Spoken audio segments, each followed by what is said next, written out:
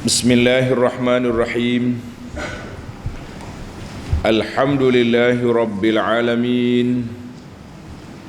Wa bihi nasta'in ala umurid dunya waddin.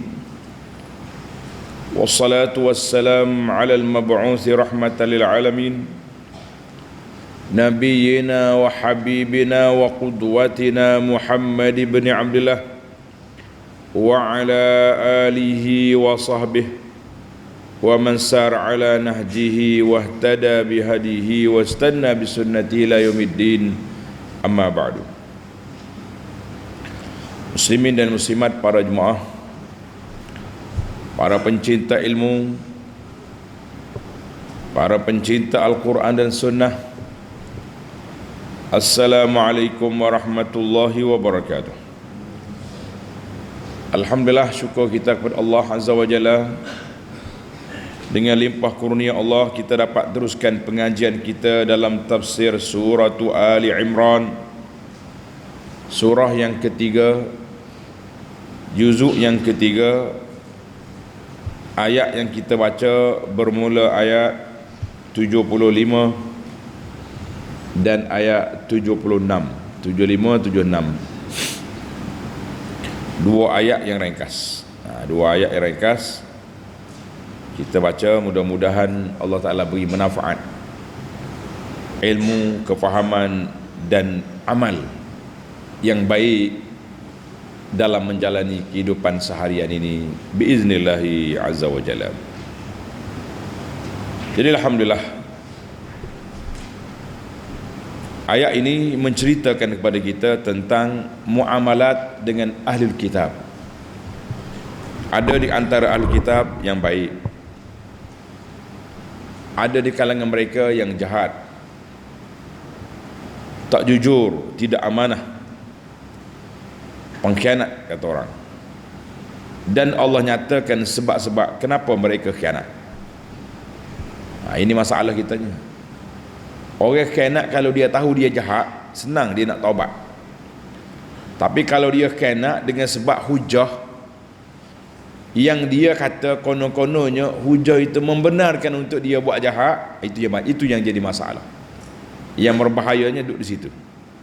Macam dia tu betul, tindakan dia buat tu benar. Ini masalah kita ni. Baik, kita baca ayat dulu sebelum kita pergi kepada huraiannya biiznillahi azza wa jalla. Pelajar-pelajar yang ada tafsir pimpinan Ar-Rahman, Jawi, muka surat 112.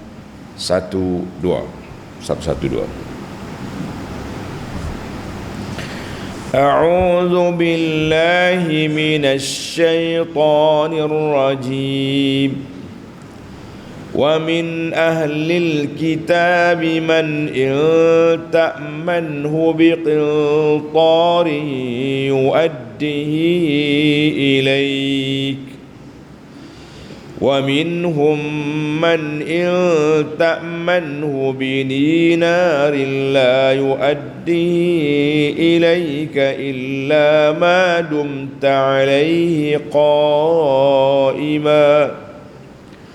ذلك بأنهم قالوا ليس علينا في الأميين سبيل ويقولون على الله الكذب وهم يعلمون بلى من أوفى بعهده واتقى فإن الله يحب المتقين.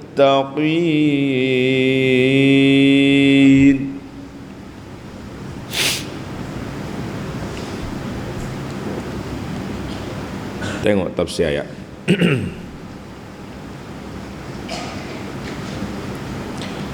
Wa min ahlil kitab man in ta'manhu biqintarin yu'addihi ilaik. Dan di antara ahlul kitab, pelajar-pelajar kita ni, siapa ahlul kitab? Yahudi dan Nasara. Kena ingatlah, Yahudi dan Nasara. Ada orang yang kalau engkau amanahkan dia menyimpan sejumlah besar harta sekalipun, dia akan mengembalikannya dengan sempurna kepadamu. Ini orang yang jujur. Mana dalam mana-mana kumpulan pun ada yang jujur, ada yang baik. Orang Kelantan kata ada hak juruh, ada hak tak juruh. Maknanya yang juruh tu yang integriti, yang amanah, yang telus, yang jaga hak orang. Tak juruh tu lawan dia lah. Allahu Akbar. Wa minhum man in ta'manhu bi dinarin la yu'addihi ilaika illa ma dumta alaihi qa'ima. Dan ada pula di antara mereka yang kalau engkau amanahkan dia menyimpan sedinar pun, sedinar ni tak banyak lah, nak banding dengan qintar tak ada sebiko, ni sedinar, ia tidak akan mengembalikannya kepadamu kecuali kalau engkau selalu menuntutnya. Kalau kita mari duk minta juga, duk tunggu depan tangga dia juga, minta bayar, minta balik hutang aku, minta balik duit aku, barulah dia mula nak beri. Itu perangai tak, orang panggil perangai tak baik. Bahasa Kelantan kata perangai tak juruh. Tak juruh. Jadi kita ni ada dua manusia ni, juruh dengan tak juruh. Betul tak? Baik tak baik. Amanah dengan jahat. Dua tu ya. Apakah sebab ni? Sebab apa dia jadi jahat ni? Kenapa? Dia ada sebab. Zalika bi annahum qalu laisa alaina fil ummiyina sabil. Yang demikian itu ialah kerana mereka mengatakan tidak ada jalannya kami menanggung dosa mengenai orang-orang yang ummi. Dia kata ke orang Arab, orang Quraisy ni orang ummi. Sebab apa orang ummi? Sebab kebanyakan Quraisy tak pandai membaca, tak pandai menulis. Jadi orang ummi, dia tidak bodoh, dia tak menulis. Jangan salah faham. Ada setengah orang tu menulis pandai tapi bodoh, ada juga. Ni tak bodoh, pasal tu dia boleh berniaga tapi dia tak menulis. Dia pakai ingat gitu ya. Bijak buat dia. Jadi hujah dia kata oleh kerana dia ni orang kesayangan Tuhan, Yahudi ni, jadi dia boleh sewenang-wenangnya nak buat apa-apa saja kepada ummiyin, puak-puak Arab. Ummiyin yani puak-puak Arab ni. Wa yaquluna 'ala Allahil kadhiba wa hum ya'lamun. Dan mereka pula selalu berkata dusta terhadap Allah sedang mereka mengetahui bahawa mereka berdusta. Tengok munasabah. Tulis munasabatul ayah lima qablaha. Ada dua munasabah di sini. Tengok nota kaki pun ada tu. Dalam ayat yang pertama, wa fil ayatil mutaqaddimah, dalam ayat-ayat yang lalu, tengok nota kaki bawah, Allah Ta'ala menerangkan tentang khianatnya kaum Yahudi di Madinah dengan melakukan berbagai-bagai angkara terhadap orang-orang Islam dengan tujuan hendak memesongkan imannya. Ingat tak? Semalam Allah Ta'ala dedahkan perangai Yahudi, dia cuba nak attack. Dia kata gini, kita pagi kita beriman, petang kita kafir, kemudian kita timbulkan isu. Timbulkan isu. Konon-kononnya lah, begitu keadaannya. Maka dalam ayat ini pula diterangkan mengenai sepuak lagi dari kaum Yahudi yang menipu dan memakan hak orang-orang Islam semasa berjual beli atau memegang amanah tanggungjawab ataupun menguruskan hutang piutang. Dia ni jahat dia tu. Maknanya dua isu Yahudi. Yang pertama, dia khianat dari sudut keduniaan. Sudut dunia dia khianat. Apa dia menghalalkan untuk ambil, menipu orang Islam sewenang-wenangnya. Mana ada agama yang benar boleh menipu orang? Tak ada. Kalau kata menipu dalam peperangan, tipu dalam orang panggil nak menyesat, itu lain. Tapi atas nama menipu, no, tidak ada agama membenarkan penipuan. Maka Yahudi jahat dianya. Yang pertama dalam sudut muamalat. Yang kedua dari sudut agama pun jahat.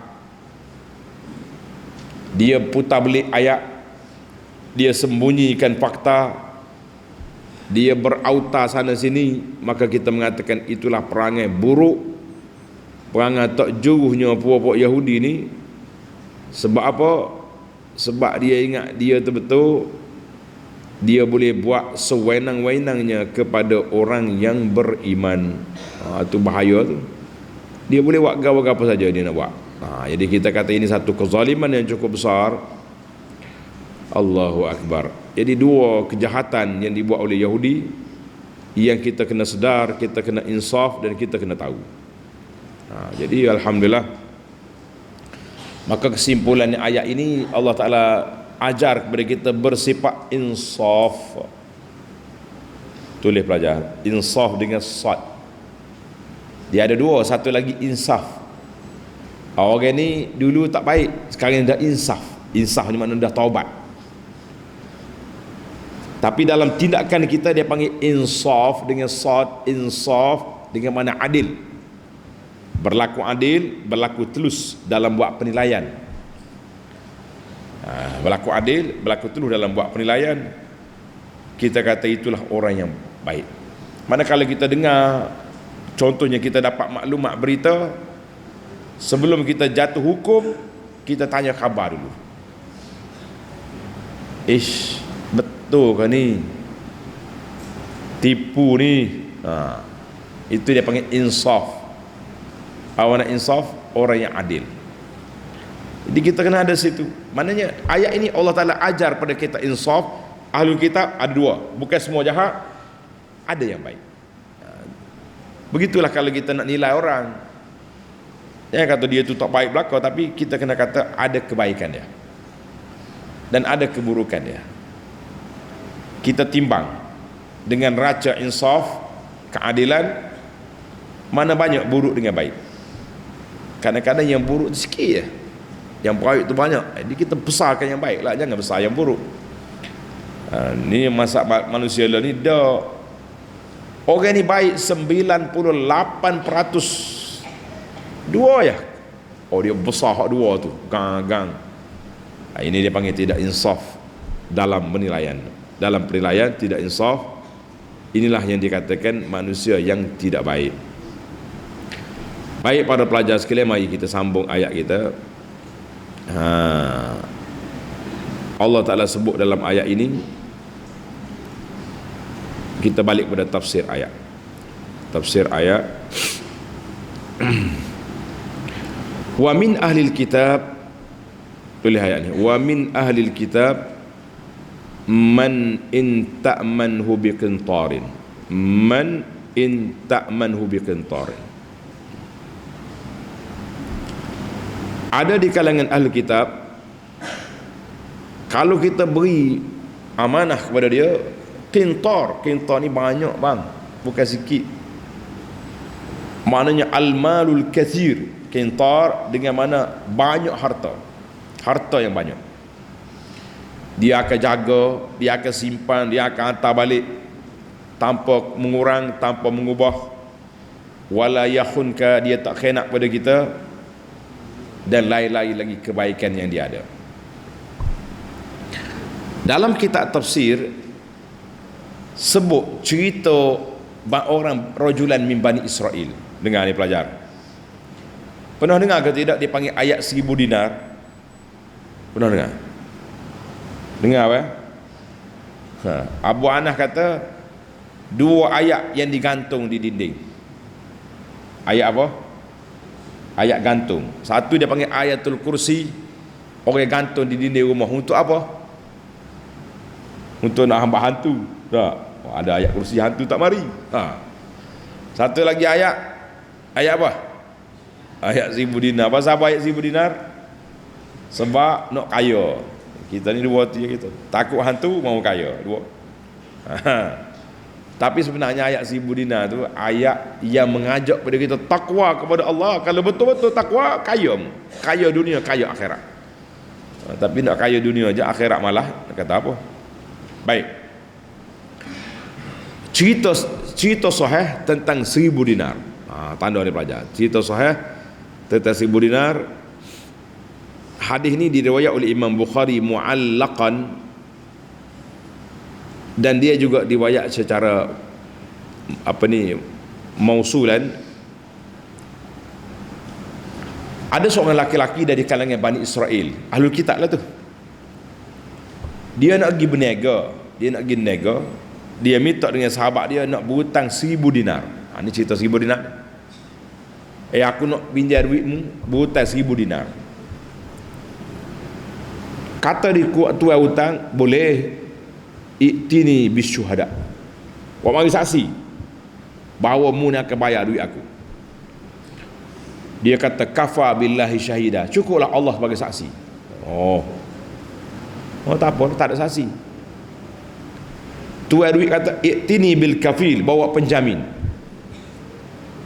Dia kata kafa billahi kafila, cukuplah Allah Taala sebagai penjamin. Dia jual Tuhan sekali. Qala sadaqta, tak apalah, semua aku minta musuh Tuhan belaka, nak saksi Tuhan saksi, nak penjamin Tuhan jamin. Baik, ambil duit 1,000. Mu hantar balik pada tarikh sekian hari bulan dia janji. Kawan ni pergi naik laut, pergi ke negeri lain lah, pergi berniaga, bisnes. Untung banyak, alhamdulillah. Waktu dia janji nak balik, tak ada kapal yang akan berlayar balik ke negeri dia. Tak ada kapal. Terik kapal tak ada. Sudah. Hei, nampak macam mana dia ni? Tak ada jumpa. Tak ada. Tiba-tiba dia jumpa sebatang kayu. Duduk sini. Kayu besar. Dia pun ambil kayu, dia tebuk lubang kayu. Dia ambil duit 1,000 dinar hak dia butai tadi. Dia tulis nama kepada fulan bin fulan di kampung sekian-sekian. Inilah hutang yang aku janji nak bayar pada tarikh sekian. Aku tak jumpa kapal nak balik, tapi aku hantar kayu ni, bawa duit kepadamu. Dia pun masuk dalam kayu, dia tutup, ikat molek-molek, jangan masuk air. Dia pergi tepi laut. Dia kata apa? Dengar ni doa dia ni. Allahumma innaka ta'lamu anni istaslaftu fulanan alfa dinar. Ya Allah, aku dah berhutang dengan sahabat aku ni 1,000 dinar. Dia minta saksi, aku kata Allah saksi. Dia minta penjamin, aku kata Allah jamin. Dia redha dengan jaminanmu ya Allah. Maka aku minta engkau hantar balik duit 1,000 ni kepada tuan dia. Yakin dia. Yakin. Dia pun letak atas laut, bismillah. Hei kayu, pergi atas kau tuan dia. Masya Allah, tabarakallah. Tuan hutan ni tengok tarikh sekian. Hari ni hari hutan kita ni. Dia pergi tepi lapak pantai, duduk tunggu kapal mari. Kalau si berhutang 1,000 dinar tadi balik nak bayar hutang dia cokoh. Tak ada nampak riak kapal layar, tak nampak. Dia tengah duduk tunggu tepi laut, tiba-tiba sebatang kayu mari break tepi jalan depan dia. Pelik ke tidak?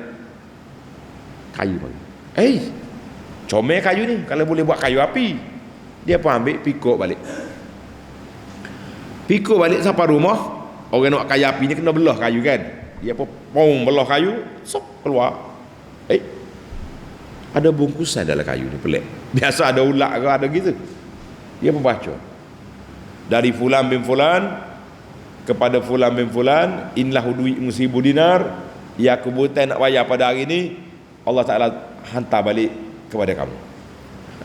Allahu Akbar. Dia kata besarnya bila orang tu yakin dengan pertolongan Allah Azza wa Jalla. Ada khabar. Mereka cerita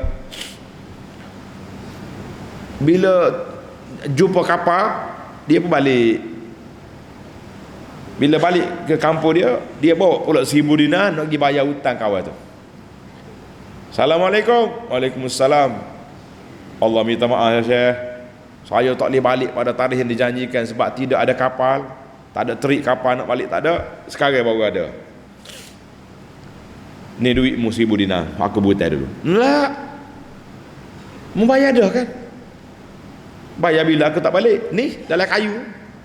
Allahu Akbar. Pasal itulah Allah Ta'ala cerita kepada kita bahawa siapa dia betul-betul jujur, telus, berintegriti, beramanah dengan Allah Azza wa Jalla, Allah akan bantu dia. Jadi Allah Ta'ala ada di kalangan ahli kitab Bani Israel ni. Semalam anda dah cerita kepada pelajar perbezaan penggunaan bahasa. Ingat tak? Kalau Tuhan panggil ya ahlul kitab, Allah Ta'ala puji. Kalau kata Yahudi, Allah Ta'ala keji. Sebab Yahudi ni satu bangsa yang teruk dia punya perangai sampai hari ni, dilaknat oleh Allah Ta'ala sampai ke hari kiamat.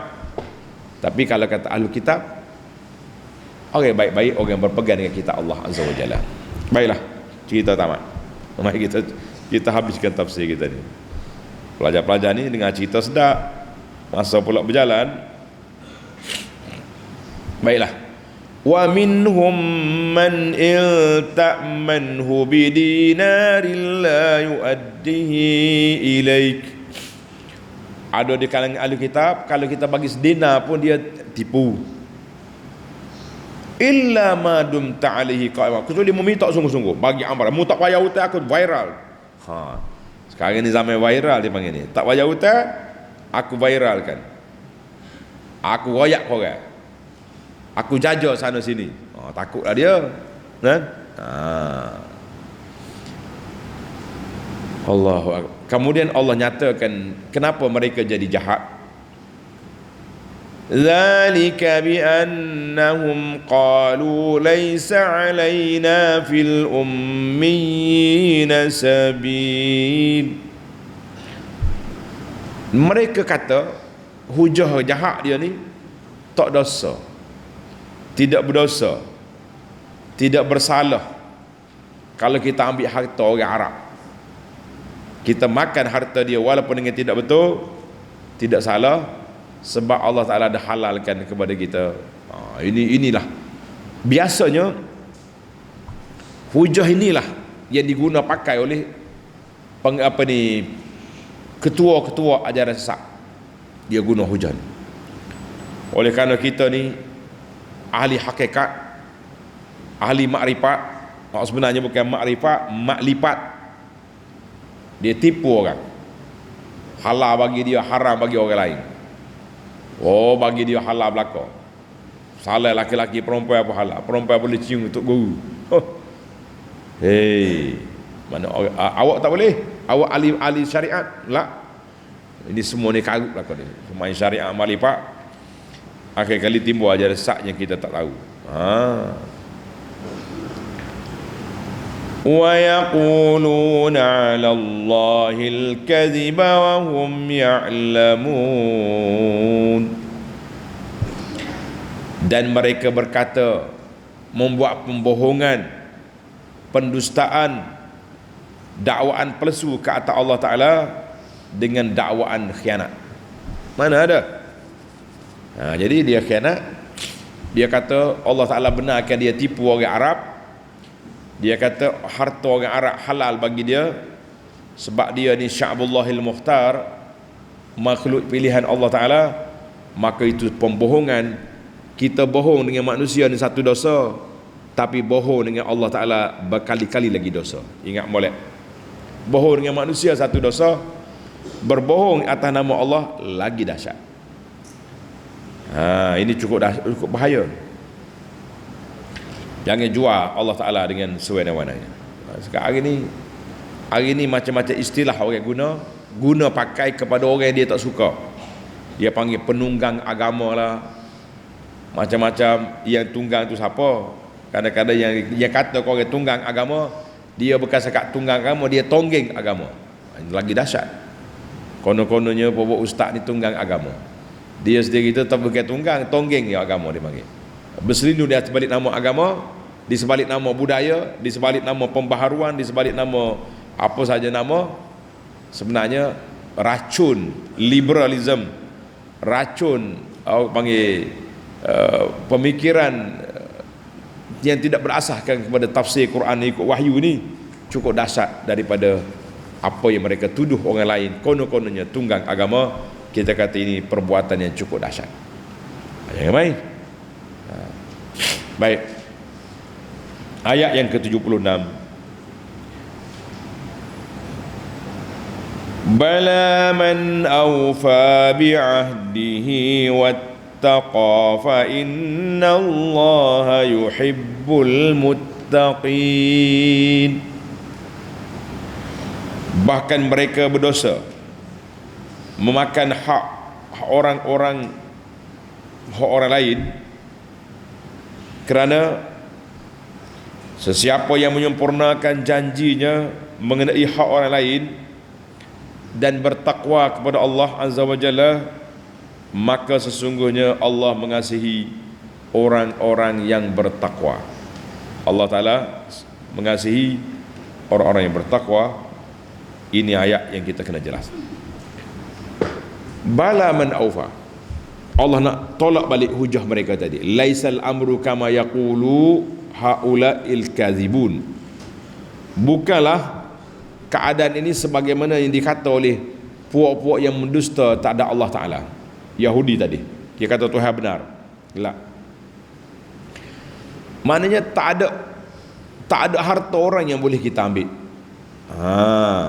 Tapi orang yang benar-benar janji dia dengan Allah Azza wa Jalla, apa janji dia? Nak beriman dengan Nabi sallallahu alaihi wasallam.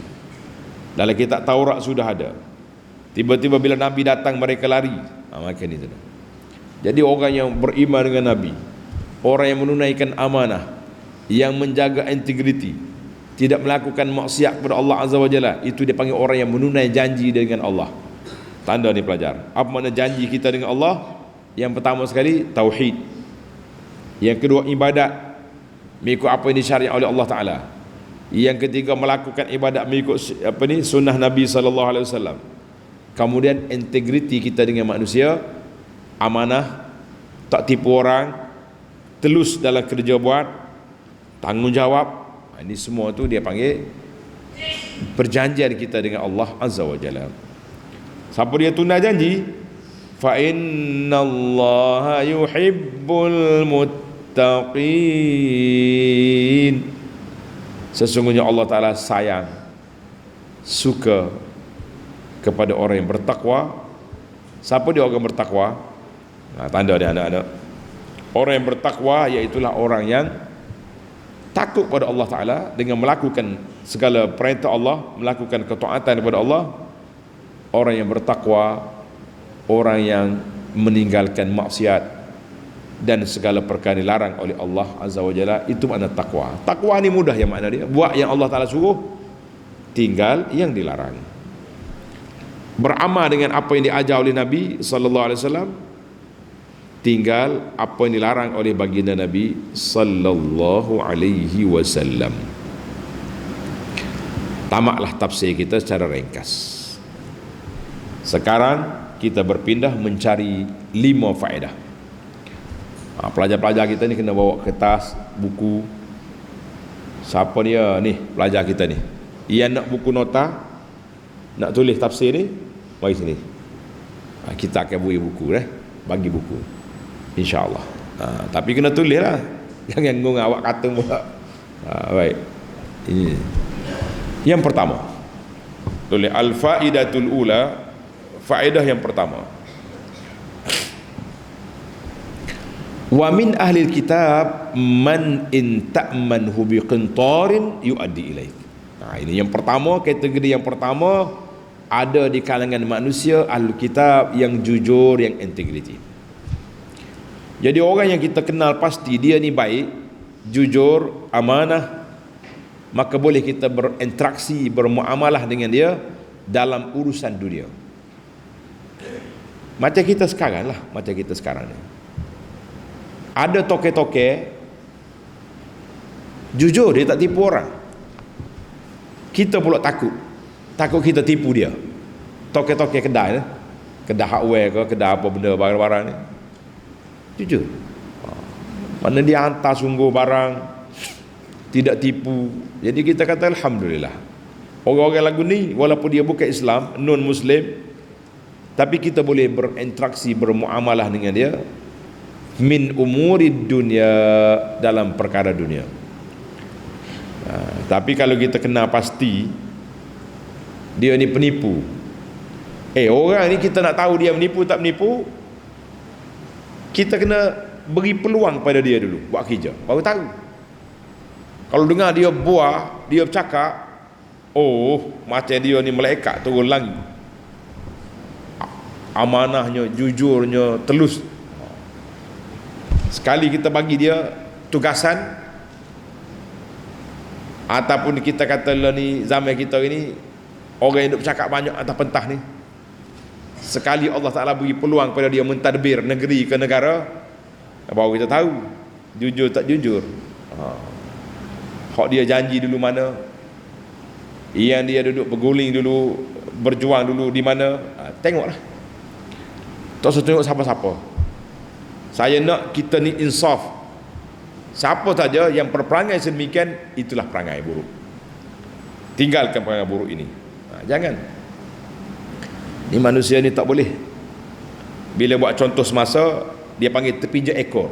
Mula koyak nak tulis macam-macam. Jangan. Kita tengok kepada orang. Ada orang bila Tuhan beri peluang pada dia, di situlah Allah nak uji dia. Apa yang kau perjuang dulu, kau buat tidak, ataupun kau telan apa ni orang panggil ludah, yang kau ludah dulu dijilat balik. Na'udzubillahi minal khuzlan. Kita minta Allah selamatkan kita daripada bersikap demikian. Baik, ada di kalangan ahli kitab orang kafir yang telus, tak apa. Ada orang yang bila diberi peluang, nampak lalu muka dia, gini perangai dia. Janganlah. Itu yang pertama.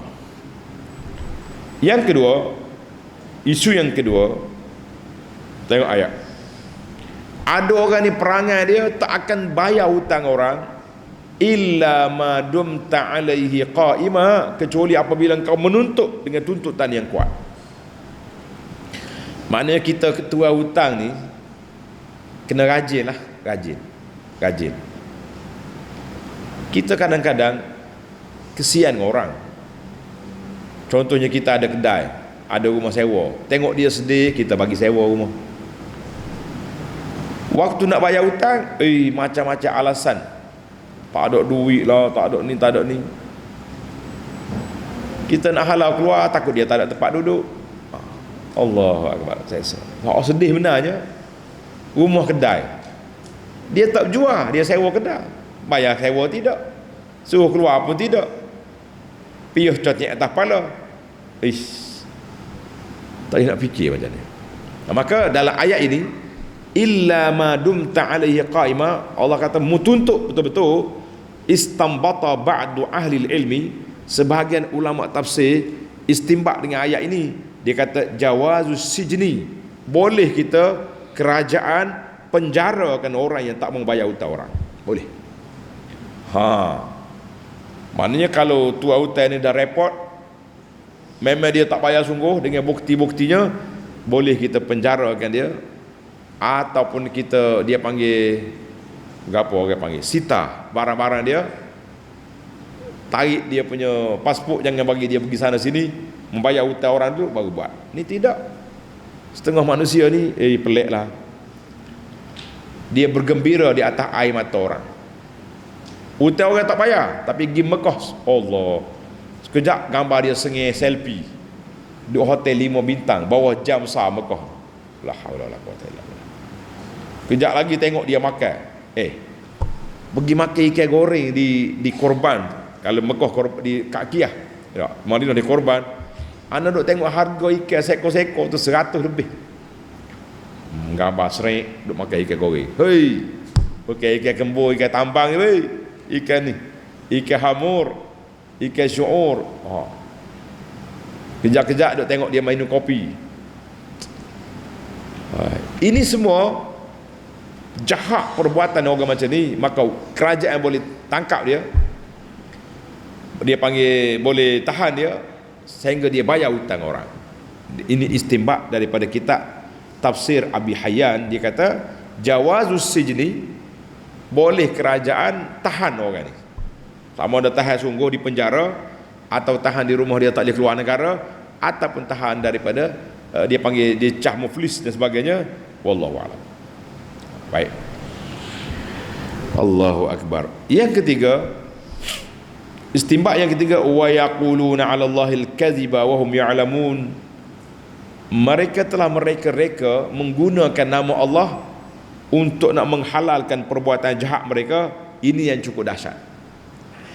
Hari ini ramai orang, tadi kita orang guna nama istilah penunggang agama.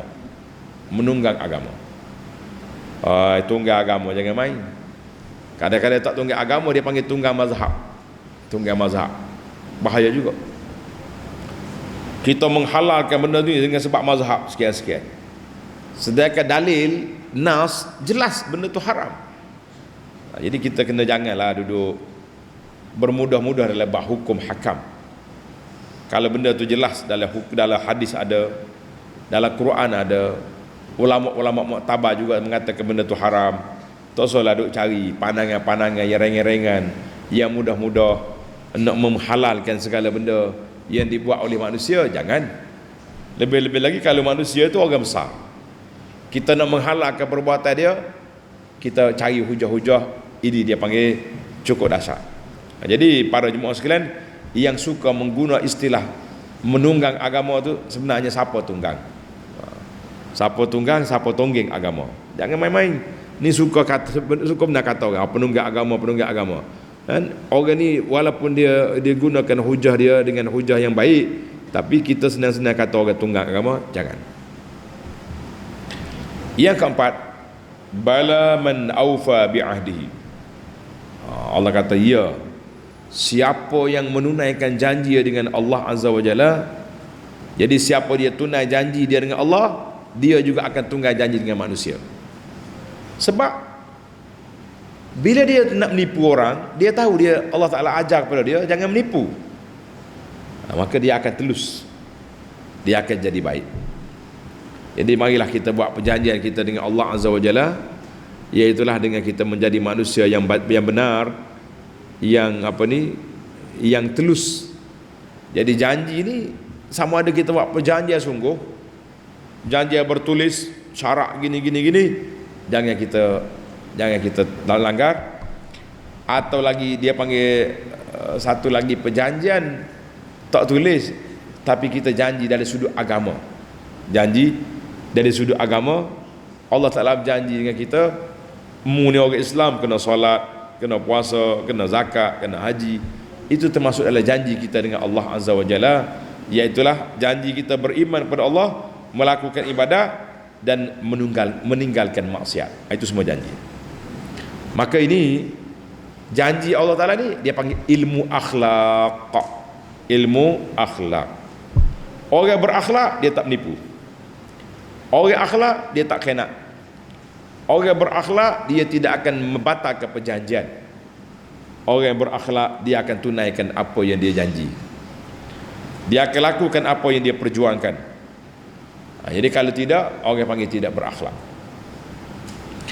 Baiklah, yang kelima, yang terakhir, fa innallaha yuhibbul muttaqin.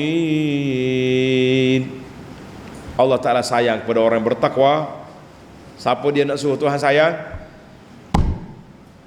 Nak suruh kita Allah sayang kepada kita? Nak.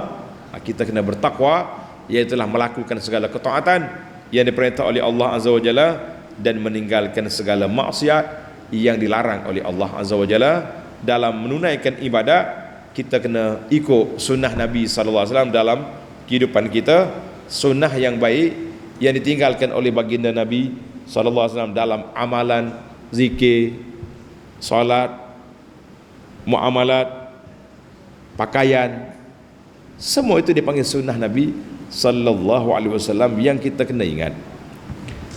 Ana duk perhati hari ni, setengah manusia ni bercakap sedap. Oh, dia bercakap sedap.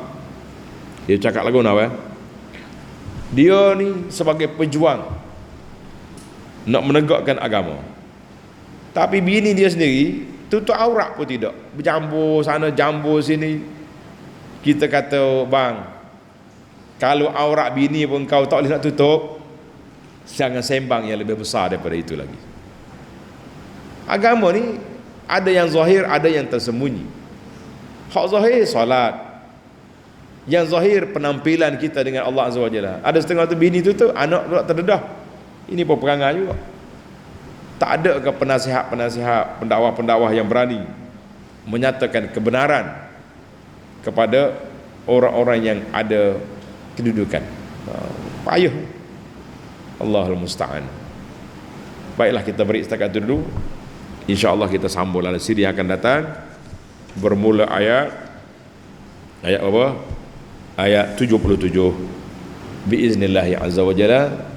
Subhanakallahumma wa bihamdika asyhadu an la ilaha illa anta astaghfiruka wa atubu ilaik. Wa sallallahu ala nabiyyina Muhammadin wa ala alihi wa sahbihi ajma'in walhamdulillahi rabbil alamin. Wassalamualaikum warahmatullahi wabarakatuh.